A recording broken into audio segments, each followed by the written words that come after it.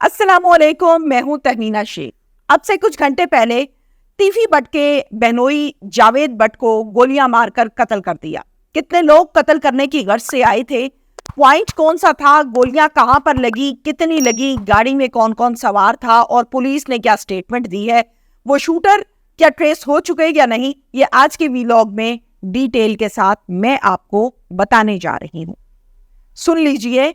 एक गाड़ी है जो कि है पिजारो, जिसका मॉडल है 2011 और नंबर है LEC 654। राइट, ये पिजारो है।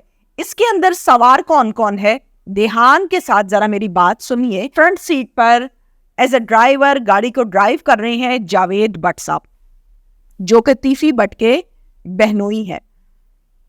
ड्राइविंग सीट के साथ वाली फ्रंट सीट के ऊपर बैठी हुई है समीना, जो कि तीफी बट की बहन है।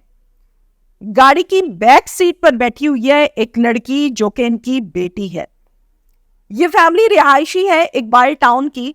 ये फैमिली किसी किस्म की कोई दुश्मनदार नहीं है, इनका किसी से कोई झगड़ा नहीं है, इनका कोई प्रॉब्लम नहीं है। ये एक शरीफ शहरी हैं और अपनी जिंदगी को गुजार रहे हैं। ये घर से निकले थे इस पिजारो पे अपने पोता और पोती को लेने के लिए स्कूल से, ताकि उसको स्कूल से लें और घर जाएं।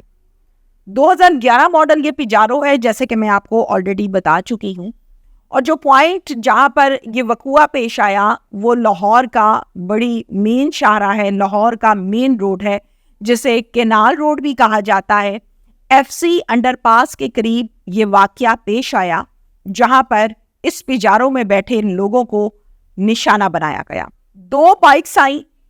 इन 2 बाइक्स के ऊपर 4 लोग सवार थे, यानी एक बाइक पर 2 और दूसरी बाइक पर 2। ये 4 लोग आए हैं FC अंडरपास के करीब दिन दिहाड़े। कोई रात का टाइम नहीं है, कोई अंधेरे का टाइम नहीं है, कोई जंगल उजाड़ नहीं है, चलती शाहरा है जो हर टाइम बिजी रहती है। दोनों बाइक्स आई हैं, 4 लोग सवार थे। उन्होंने इनको गोलियों का निशाना बनाया। जावेद बट को 5 गोलियां मारी गईं। 5 गोलियां मारने के बाद उनकी मौके पर डेथ हो गई। उसके बाद इनकी जो एहलिया साथ बैठी हुई थी, फिर उनको भी निशाना बनाया गया। खुशकिस्मती से उनकी जान बच गई, लेकिन चूंकि हमला तो उन पर भी किया गया था, तो एक गोली उनके बाजू को छूती हुई आर पार हो गई और उनकी जान बच गई। इस कंडीशन में जो तीसरी बच्ची पीछे बैठी हुई थी, अल्हम्दुलिल्लाह she is safe and secure. उसको फौरन से घर शिफ्ट किया गया। ये जब वाकया पेश आया तो फौरन से पुलिस को कॉल किया गया, फौरन से 1122 को कॉल किया गया और वो मौके पर आ गए। SP मॉडल टाउन इखलाकुल्लाह तारड़ साहब फौरन मौके पर पहुंचे, जाए वकुआ को खुद विजिट किया, शवाहिद देखे, फोरेंसिक टीम को कॉल किया, 1122 को कॉल किया और वहां पर मौजूद तमाम के तमाम CCTV कैमरास जो लगे हुए थे उन तमाम को चेक किया कि कौन से फवाल हैं, कौन से फवाल नहीं है और किससे वीडियो मिल सकती है। जब भी कोई शख्स किसी को कत्ल करता है तो पहले उसकी फील्डिंग लगाई जाती है। पहले पता किया जाता है कि ये कब घर से निकलता है, ये कहाँ जाता है, ये कब आएगा, किधर को जा रहा है, किस रास्ते से ये जाता है। ये सारी डिटेल्स को निकाल लिया जाता है और फिर उसके बाद कत्ल की बात सामने आती है। अब हम जावेद बट के घर से निकलना, किस रास्ते से स्कूल जाना, गाड़ी को जावेद बट ही ड्राइव कर रहा है और किस अंडरपास के करीब जाके इनको फायर करना है, ये एक ठीक ठाक किस्म का होमवर्क है जो शूटर्स ने किया। नॉर्मली केसेस में जब हम देखते हैं कि शूटर्स को इनकी फील्डिंग और चीजों के मुतालिक नहीं पता होता, वो शख्स जो कत्ल करवा रहा होता है शूटर्स के जरिए से, ये तमाम इंफॉर्मेशन वो इकट्ठी करता है और इंफॉर्मेशन को इकट्ठी करने के बाद वो शूटर्स को प्रोवाइड करता है और शूटर्स से ये काम लेता है।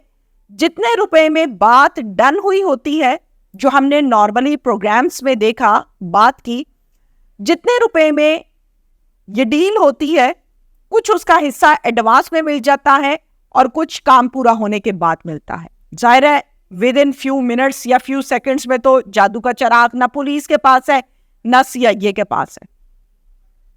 इस केस को सॉल्व करने के लिए, शवाहिद इकट्ठी करने के लिए इखलाकुल्लाह तारड़ साहब ने भरपूर कोशिश की और एक स्टेटमेंट पास की। उन्होंने ये कहा, डेफिनेटली ये कत्ल है जो नजर आ रहा है, और ये कत्ल दुश्मनी का शाखसाना लगता है, और ये कत्ल शूटर्स ने किया है। शूटर्स आए हैं 4 लोग और आके जावेद भट्ट के सीने पर 5 गोलियां बरसाई और उनको मार के भागने में, फरार होने में कामयाब हो गए। इखलाकुल्लाह तारड़ साहब ये कहते हैं कि ये शूटर्स ने कत्ल किया और इंशाल्लाह हम इनको पकड़ेंगे।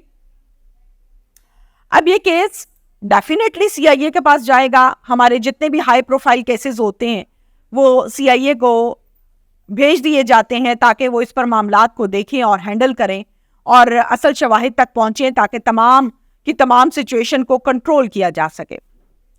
हमारी पुलिस और सीआईए एक बहुत जबरदस्त इदारा है जो काम कर रहा है।